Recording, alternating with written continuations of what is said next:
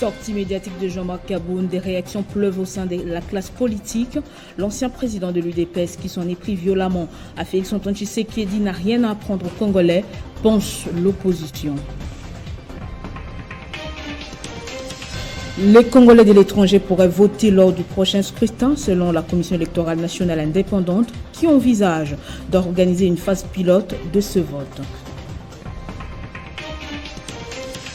Des appels d'offres de 27 blocs pétroliers et 3 blocs gaziers non encore exploités viennent d'être lancés par le gouvernement. L'exploitation est nécessaire pour permettre l'amélioration des recettes dans le budget national, selon le ministre des Hydrocarbures. Nouveau journal sur Télé 50, bienvenue à tous. Au lendemain de sa sortie médiatique, les langues se délient dans la classe politique congolaise, resté taiseux depuis plusieurs mois après sa déchéance au bureau de l'Assemblée nationale et à la présidence de l'UDPS. Jean-Marc Kaboun s'en est pris plutôt violemment hier à son ancien partenaire, le président de la République Félix-Antoine Tshisekedi. L'opposition qui le reçoit le bras ouvert affirme qu'il n'apprend rien de ce qui était déjà connu, pendant que sa famille politique dénonce une diatribe haineuse. Ce n'est pas en étalant ce qui s'apparente à des insultes, à de la calomnie, qu'on va proposer une alternative au peuple congolais. Tout le monde n'a pas été doux, comme le porte-parole du gouvernement, pour répondre à Jean-Marc Kaboun après ses révélations fracassantes. Déjà président intérimaire de l'UDPS à l'époque, c'est lui qui se présente comme l'héritier politique du Sphinx, ne faisait pas l'unanimité au sein de sa propre famille politique de l'époque. Aujourd'hui, du moins jusque-là, ce sont des menaces et des vieilles photos de Kaboun qui font le tour de la toile. Marsana Bilomba, Peter Kazadi ou encore Augustin Kabouya, nul n'a osé le ménager. La voie qu'il a choisie, la voie médiatique, de rencontrer rien que des mensonges, c'est une voie où il risque de laisser des plumes pour rien. Je pense que les partis vont faire une mise au point pour corriger tous les mensonges là et un peu de mettre dans les têtes des gens. Il y a également ceux qui ont rejoint Félix Tshisekedi dans l'Union sacrée, ceux du FCC, autrefois les protégés de Kaboun, qui ont tenu à afficher clairement leur actuelle position derrière Félix Tshisekedi. Mende, Ngoï Kassanji et les autres sont contre la position du nouvel opposant. Ceux d'en face, c'est-à-dire ceux que Kaboun rejoint désormais dans l'opposition, affirment n'avoir rien appris de cette sortie médiatique. Certains réclament d'ailleurs plus, tels que la vérité des urnes et le fond du dossier du fameux deal avec son prédécesseur Joseph Kabila. D'autres encore, comme Mike Mukebai par contre, disent avoir revu Étienne Tshisekedi dans le discours de Kaboun. Il est donc le bienvenu dans cette lutte. J'ai retrouvé la ligne originelle, cette ligne qui avait fait qu'un individu comme moi ait pensé à un moment donné qu'avec l'Union sacrée on allait sauver la nation. C'est dommage qu'aujourd'hui Félix Tshisekedi est en train de conduire le pays à la ruine.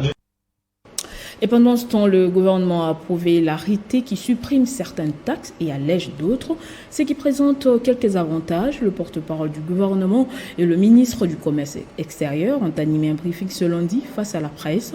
Ils ont aussi évoqué l'adhésion de la RDC à la communauté d'Afrique de l'Est et à la SADC et autres. À la question qui gagnerait la RDC en adhérant à toutes les organisations économiques régionales, Jean-Lucien Boussa explique qu'il y a beaucoup à gagner. Pour considérer que nous avons pris en compte les préoccupations exprimées par l'AFEC, disons mieux les exportateurs de la partie Nord Kivu, vous avez une taxe qui est supprimée. Vous en avez une autre qui doit subir le rabattement des taux.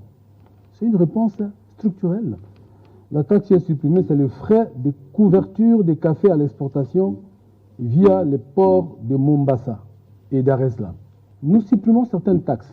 Nous voulons que les taux d'autres taxes puissent baisser, mais nous devons veiller aux équilibres financiers nécessaires pour que la mission des services publics confiée à ces établissements publics puisse continuer à être exercée.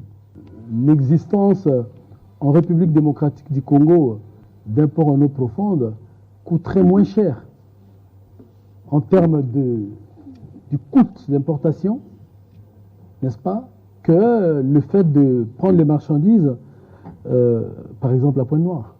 Ça, c'est très clair. C'est pour cette raison que le gouvernement s'active là-dessus. Mais il n'y a pas que cela. Il n'y a pas que cela. Il y a aussi d'autres infrastructures routières qui nous permet de nous connecter avec les autres pays avec lesquels nous commerçons le plus. Et puis les nouvelles de la CENI. D'abord, le président Denis Kadima a annoncé que les Congolais de la diaspora prendront part aux prochaines élections. Il s'agira en tout cas d'un échantillon pour une expérience dans quelques pays pilotes. Si l'opération réussit, la coutume va s'installer dans la pérennisation. L'histoire enseigne tout de même que son prédécesseur, Corneille Nangaa, avait la même prétention, mais n'a pas pu arriver à ses fins. Les Congolais de la diaspora, nous sommes en retard pour cela, et si nous devons enrôler tous les Congolais qui sont dans les 26 pays où nous sommes représentés, où nous avons des représentations diplomatiques, nous ne pourrons pas le faire. Par contre, l'idée de la plénière qui devra être formellement adoptée par la plénière, c'est celle d'avoir une phase pilote. Nous pourrons choisir peut-être 5 pays où cet exercice va se faire, des leçons seront tirées, et pour les élections de 2028, l'équipe qui sera en place pourra avoir l'inscription des Congolais de la diaspora à grande échelle. Pour le moment, nous comptons faire quelque chose de pilote et tirer des leçons. Mais au moins, ça va montrer que nous allons tirer des leçons, nous le faisons de bonne foi. Et puis Denis Kadima a participé à la matinée scientifique organisée à l'Université de Kinshasa sur la question des élections dans la dynamique des partis politiques et de la société civile. Dans son mot, le président de la CENI a affirmé que l'heure est venue pour que son institution s'attaque aux lacunes constatées dans l'exécution des différentes opérations lors des cycles précédents. Devant une assistance composée principalement des étudiants et du corps scientifique. Le président Denis Kadima a orienté son exposé sur la Commission électorale nationale indépendante face à la préparation du processus électoral de 2023, développant ainsi 4 points, notamment la mise en place de son équipe, les activités réalisées, des activités en cours et les perspectives immédiates et à terme. Une tendance de traiter la CENI comme l'un des partis politiques. Normalement, ce n'est pas là notre place. Nous sommes les arbitres, nous sommes les organisateurs des élections. Nous avons aussi conscience du fait que notre façon de travailler doit pouvoir contribuer à la paix sociale dans notre pays. C'est pour ça que je n'hésite pas de dire qu'avec notre équipe, c'est ceux qui auront gagné qui seront proclamés vainqueurs. Il faut que quand vous venez voter, que vous sachiez au fond de vous, non, j'ai confiance en la CENI, ma voix ira à la candidate que j'ai choisie. Le patron de la centrale électorale a rappelé la vision de son équipe, celle d'organiser les élections en toute transparence, inclusivité, impartialité, crédibilité, intégrité et respect de loi pour un Congo meilleur à travers les valeurs de redevabilité et d'équité. Allons croire leur revenu après 3 cycles électoraux qui ont apporté une expertise avérée et des compétences techniques remarquables. Et pour boucler ce chapitre, le rapporteur adjoint de la CENI, Paul Moyindo, s'est entretenu au nom du président Denis Kadima, empêché cette fois avec les membres de la commission d'intégrité et médiation électorale, conduit par Jean Akakiwa, son coordonnateur. Ces échanges ont tourné sur les questions qui intéressent le fonctionnement de la CIME et aussi dans les cadres du processus électoral en cours. La visite s'inscrit dans le cadre des rendez-vous que nous avons pris avec son Excellence, Monsieur le rapporteur adjoint, lors de la restitution d'une des activités que nous avons eu à organiser il y a plus de mois. Et avec le président de la CIME, on s'est convenu qu'on vienne le voir pour échanger sur des questions qui intéressent le fonctionnement et de la CIME et aussi dans le cadre du processus électoral à cours, c'est que la CIME qui est dans la médiation peut faire. Ensemble, nous avons décidé pour l'organisation d'un atelier de planification, des activités de sensibilisation, de mobilisation, mais surtout aussi de médiation pour préparer les esprits, parce que vous savez que les élections, pour qu'elles aboutissent, il faut que les esprits des gens soient apaisés. Alors, c'est le travail que la CIME fait, et la CIME compte renforcer son accompagnement avec la CENI dans ce sens-là. Et la CENI a préféré aussi nous adjoindre un partenaire important qui est l'EISA, qui a été avec nous dans cet échange de ce matin. Autre chose, après avoir déclaré sa candidature aux élections présidentielles de 2023, le parti politique d'Adolphe Muzito, Nouvel Élan, se dit prêt et compte gagner les élections à tous les niveaux. À Butembo, par exemple, dans le Nord Kivu, c'est l'inauguration de nouveaux bâtiments et l'enregistrement des nouvelles adhésions. À l'approche des élections de 2023, le parti politique Nouvel Élan d'Adolphe Muzito ne cesse de s'imposer dans les microcosmes politiques congolais. Dans moins de 3 ans seulement de sa création, ce parti s'est déjà installé sur toute l'étendue du territoire national. Il vient d'inaugurer le siège de Butembo, qui symbolise sa présence dans 121e territoire sur les 144 que compte la République démocratique du Congo.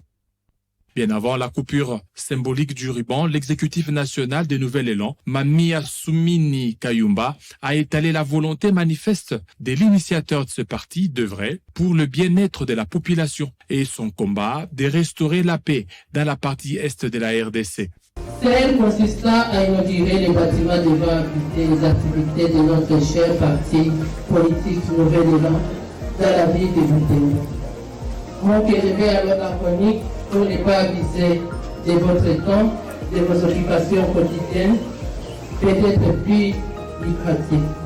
À l'occasion de l'inauguration de ces sièges à Butembo, plus de 500 personnes ont adhéré en remplissant leur fiche d'adhésion.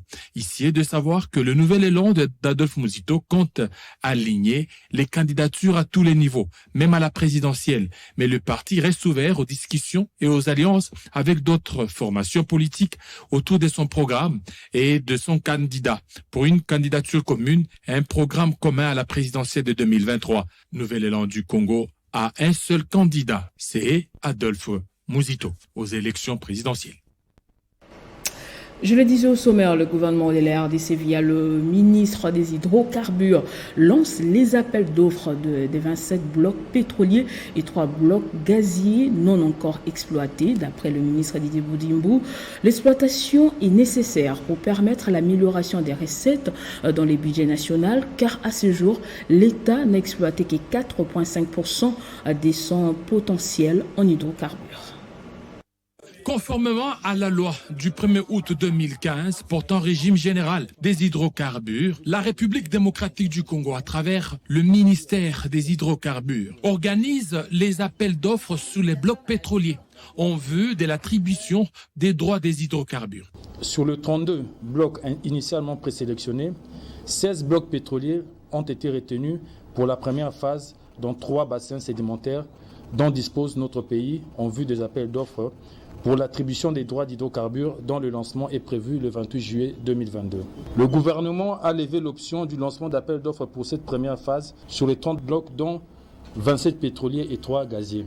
L'État congolais avait conclu un accord à l'amiable avec l'homme d'affaires Dan Gottler qui détenait des droits sous les blocs 1 et 2 dans les Graben Albertine pour une valeur de 2 milliards de dollars. En avril, le gouvernement a levé l'option de la mise aux enchères des blocs pétroliers dont au moins 9 situés dans l'écosystème sensible de la cuvette centrale. D'après Greenpeace, il ne fallait pas attribuer des blocs pétroliers dans la cuvette centrale, un complexe riche en tourbières et en biodiversité qui contient environ 30 gigatonnes de carbone, soit l'équivalent de 3 ans d'émissions mondiales de CO2. Pour l'Organisation de protection de l'environnement, ces projets gouvernementaux auraient des conséquences catastrophiques sur les communautés riveraines, ce qui rejette le gouvernement de la RDC, qui affirme que des études appropriées ont été menées, permettant ces attributions des droits d'exploration dans la cuvette centrale.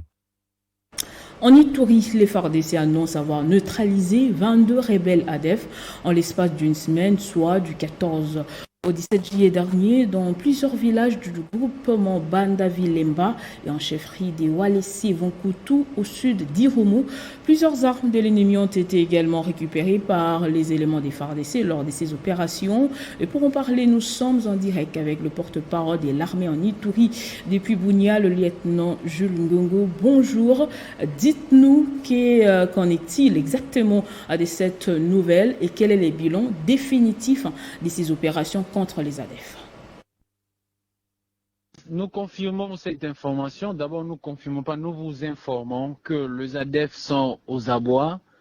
En dépit de toute tentative de se rabattre sur notre centre de gravité qui est notre population que nous protégeons jusqu'au sacrifice suprême.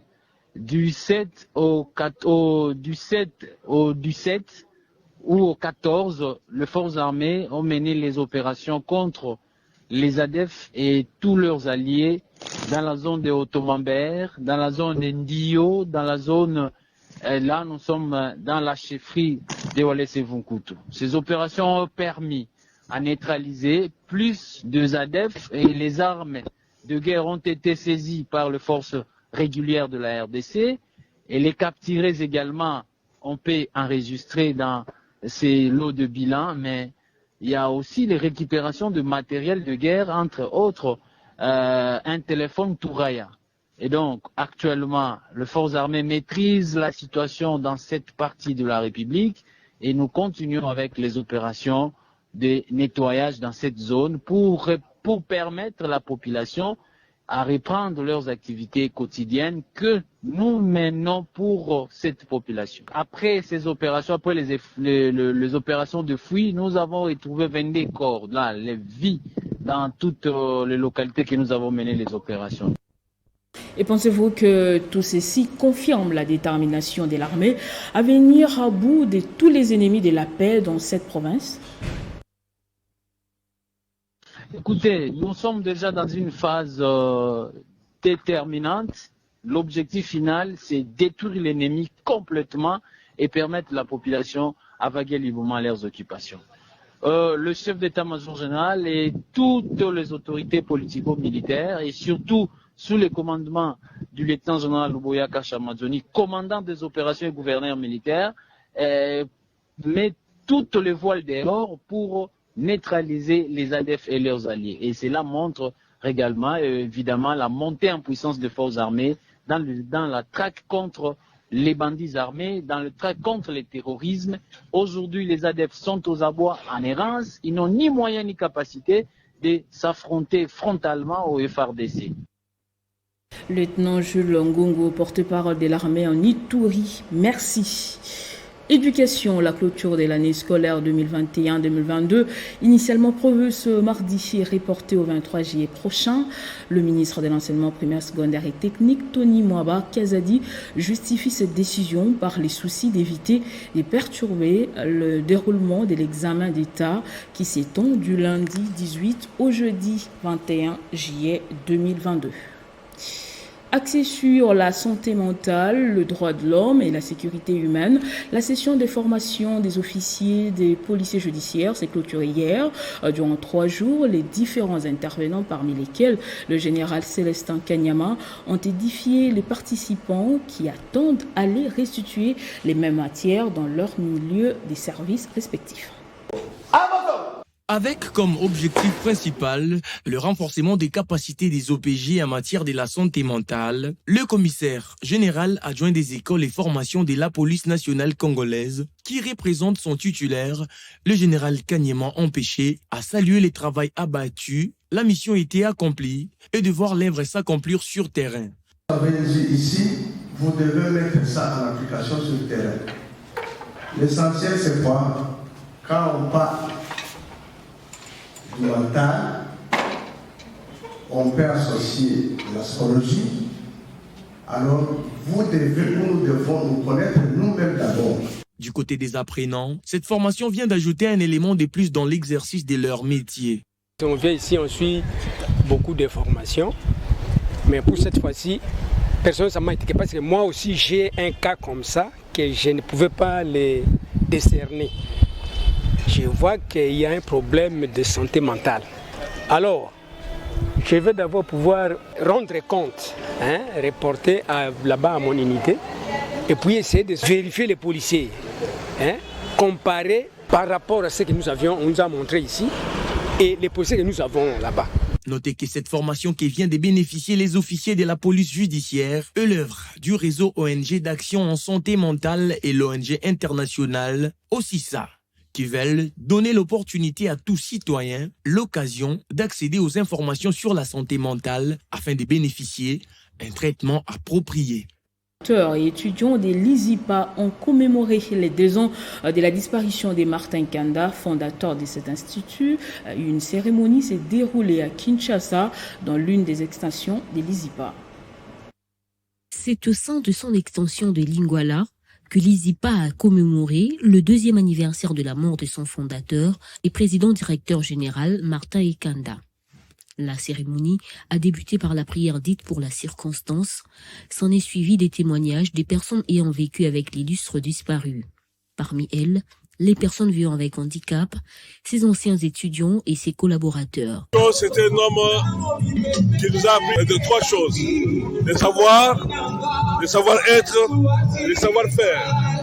Juste après, l'assistance a été conviée à visiter les photos, les diplômes de mérite glanés par l'ingénieur Martin Kanda du son vivant et ont visualisé un mini-documentaire en sa mémoire. Cette journée ne pouvait pas passer inaperçue sans que l'ensemble du corps académique, scientifique et administratif de l'ISIPA puisse se souvenir de toutes les actions, de toutes les œuvres que le PDG a réalisées. La cérémonie s'est clôturée par un cocktail et l'agrémentation de la musique religieuse avec l'orchestre Makwandungu de l'ISIPA.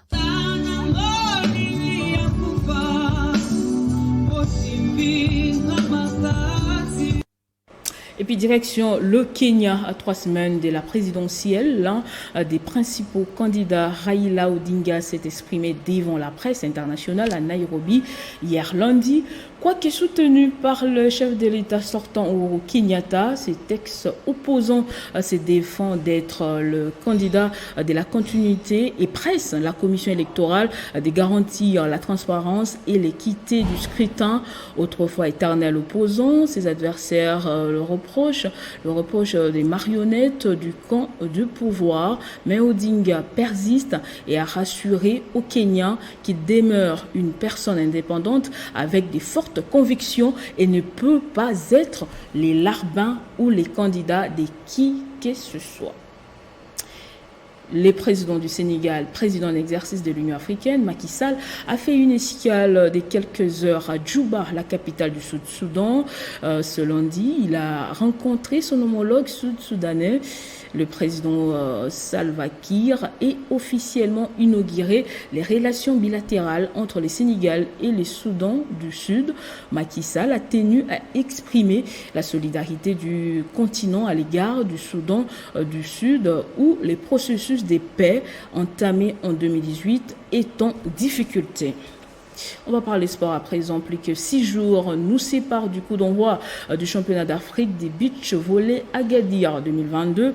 Les léopards dames et messieurs effectuent les derniers réglages cette semaine avant de rallier les royaumes chérifiens. Sans soutien de l'État congolais, ces fauves congolais s'entraînent toujours dans le but de hisser haut les drapeaux de la RDC dans cette compétition. Ils ont amorcé depuis ce lundi la dernière phase de préparation. C'est le Léopard Beach Volley intensifie la préparation en prévision des championnats d'Afrique des Nations Agadir 2022. À quelques jours de la compétition, le président de la Fédération de volleyball du Congo, Christian Matata, a visité ces fauves congolais pour s'enquérir de l'évolution des séances d'entraînement. J'étais passé pour voir comment les entraînements se poursuivent à quelques jours de la compétition.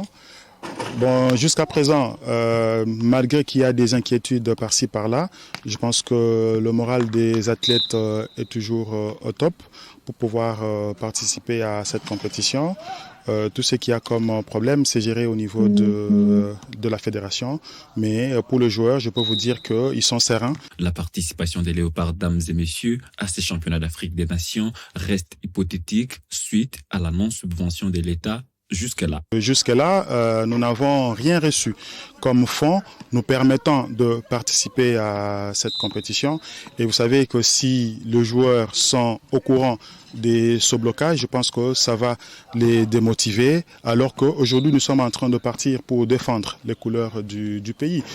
Et je peux vous dire que le volleyball, c'est quand même une discipline qui fait la fierté du pays à l'extérieur. Nous venons de très loin. La délégation congolaise devra rallier le royaume chérifien au plus tard le 22 de ce mois, car les hostilités seront lancées le 25 juillet. Je disais en basketball, Lupopo va évoluer avec des nouveaux équipements d'ici la saison prochaine, dont signé Cédric Chizainga qui veut voir les équipes de basketball plus compétitives et surtout ambitieuses. Cédric Chizainga est déterminé à accompagner les Lumpa dans toutes les disciplines. Dimanche 17 juillet, celui qu'on surnomme Pakebo a remis, par l'entremise de son manager, Fanfan Bitangelai, un lot important des vareuses et autres équipements aux équipes de basketball des Lupopo. Ça, ce n'est qu'un échantillon. L'honorable Cédric Chizainga a été très honoré par l'équipe des dames d'abord qui a fini lors de la phase classique première au niveau de l'entente urbaine de basketball de Lubumbashi. Et les messieurs étaient bien positionnés. Nous étions quelques forfaits dus aux problèmes administratifs. Et donc nous préparons les play-offs. Après le play-off, l'honorable compte bien jouer la phase provinciale et pourquoi pas pousser les jeunes, une manière de les encadrer, avoir la Coupe du Congo, quelque chose qui est arrivé il y a de cela beaucoup de temps. Si chez les messieurs, après 7 ans des passages à vide, on a pu jouer au football, on jouera la campagne, on sera dans la campagne africaine. Il en est de même pour le basket. C'est le souci de l'honorable Cédric Chizainga, qui n'est autre que le président de la coordination, mais également sponsor de l'équipe de BC Lupopo, messieurs et dames. Cet acte de générosité a été salué par le président sportif du club, les Cheminots Basketball, Minga Bopé, qui veut voir Lupopo jouer l'Afrique la saison prochaine. Redynamiser l'équipe de basketball de Lupopo et encourager les filles à la pratique de cette discipline reste les chevals de bataille de Cédric Chizainga Kapumba. Et en football, c'est ce samedi que les rideaux de la 14e édition de la Coupe d'Afrique des Nations féminines seront tirés avec la finale Maroc contre l'Afrique du Sud. Les deux pays ont éliminé respectivement la Zambie et le Nigeria en demi-finale. Les condensés de ces deux matchs avec Christian Bokaya. Les Libawat Atlas du Maroc ont transpiré sang et eau pour éliminer le Nigeria qui a évolué à 9 contre 11 dans cette demi-finale. Après une première mi-temps quasiment équilibrée, les Nigériennes vont ouvrir le score à la 62e minute de jeu et c'est Yasmine Mrabet qui marquait contre son camp.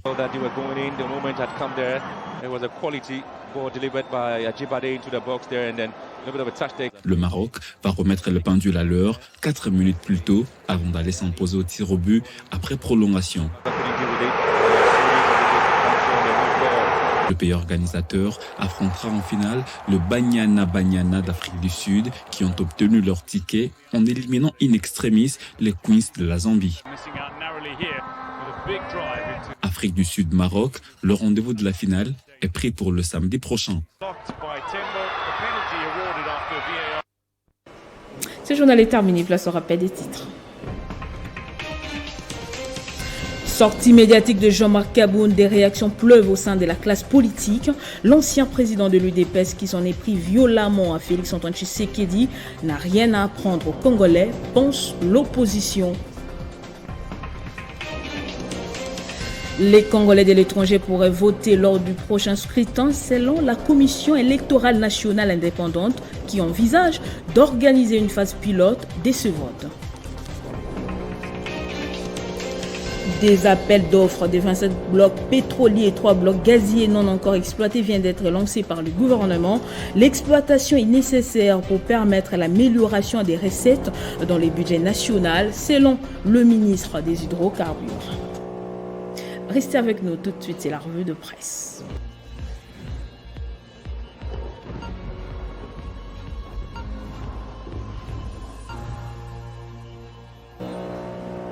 Et c'est avec vous, Christopher Ochokom Samassi, bienvenue.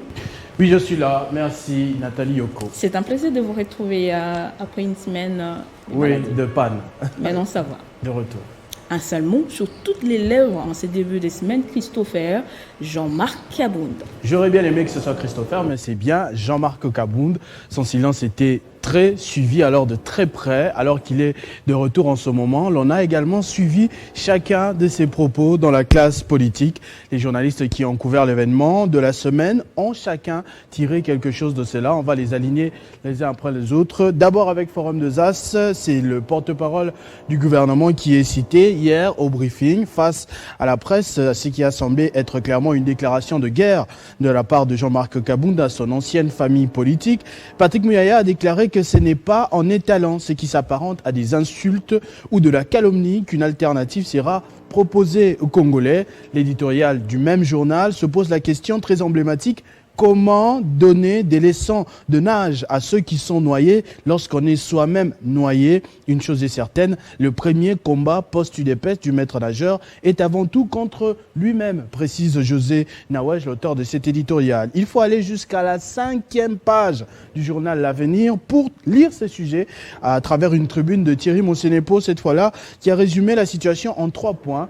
Pétard mouillé, attaque ad hominem pour se martyriser et la fin tragique d'un météore de presse pour le cadre du CCU. Comme vous pouvez le lire sur ce titre, le costume d'opposant à Tshisekedi est mal assorti sur le dos de Jean-Marc Kabound. En parcourant la prospérité, on croirait que l'information a été oubliée par la rédaction avant de tomber sur son rasoir. L'éditorial compare l'ancien premier vice-président de l'Assemblée nationale à Pero Luara, notre confrère introuvable au pays après s'être confié très brutalement sur ce qu'il pensait de la gouvernance de Félix Tshisekedi. Les paroles des ex sont toujours pleines d'excès qui souvent vexent, ironise le journal. Mais quelles sont ces paroles? Parce qu'on a plus eu tendance à condamner la personne qui a parlé en tournant le dos presque à ses propos. La référence plus souligne qu'il accuse le régime de préparer le glissement.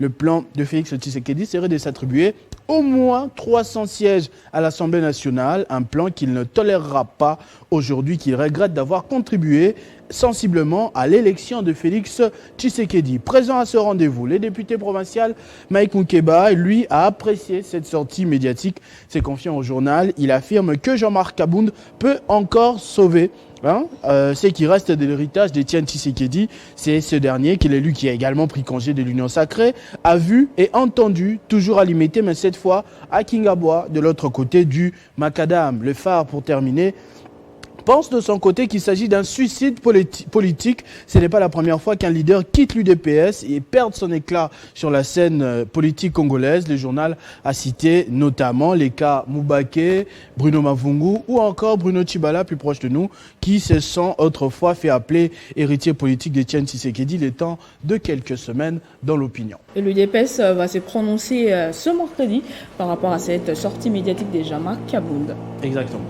Et la situation des autres politiques presque effacée entre-temps, Christopher. Et oui, et pourtant, des sujets politiques, on en a eu beaucoup cette semaine. Le procès BA va s'ouvrir encore tout à l'heure à la prison de Makala. C'est la semaine de l'éducation avec l'examen d'État. La sécurité, malgré les vacances de Félix Tshisekedi à Marbella, mais aussi la justice avec la décision de la Cour de cassation attendue cette semaine, c'est jeudi, sur l'affaire Matata Pogno. Retour chez Forum des As, on va le voir peut-être clairement avec Guilain, s'il est avec nous, qui annonce dans le ventre de sa une qu'il ne devrait pas avoir des surprises normalement. La Cour devrait se déclarer incompétente de juger un ancien Premier ministre et sénateur de surcroît avec ses immunités. Le journal encense Matata Pogno comme un bon gestionnaire, mais aussi comme un patrimoine africain et mondial, comme le disait déjà son avocat, Maître Nyabirungu, la semaine dernière. Mais clin d'œil également à un autre événement, un fait des sociétés, cette fois dans Référence Plus. Quand est-ce que les autorités vont finir par prendre des mesures fermes contre les Wewa? Entendez les chauffeurs de taxi moto qui se comportent parfois en milice à Kinshasa.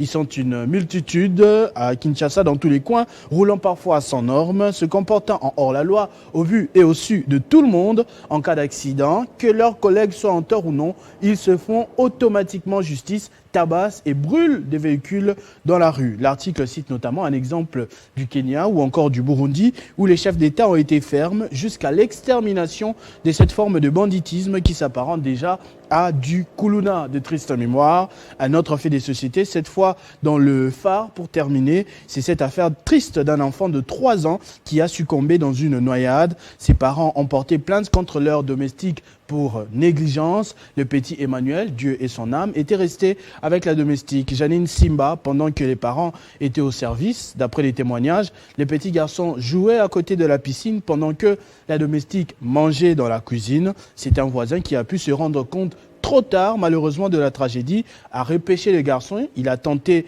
de lui faire un massage cardiaque sans succès. L'affaire est actuellement au niveau de la justice. Paix à l'âme du petit Emmanuel, il faut être très vigilant avec les enfants. Mais aussi aux parents de faire très attention à qui on confie son enfant. Les enfants. Merci beaucoup Christopher pour tous ces détails. Merci Nathalie Yoko de m'avoir reçu dans votre journal. Merci. Merci également à vous de nous avoir suivis dès partout. L'information reste en continu et en temps réel sur votre télévision.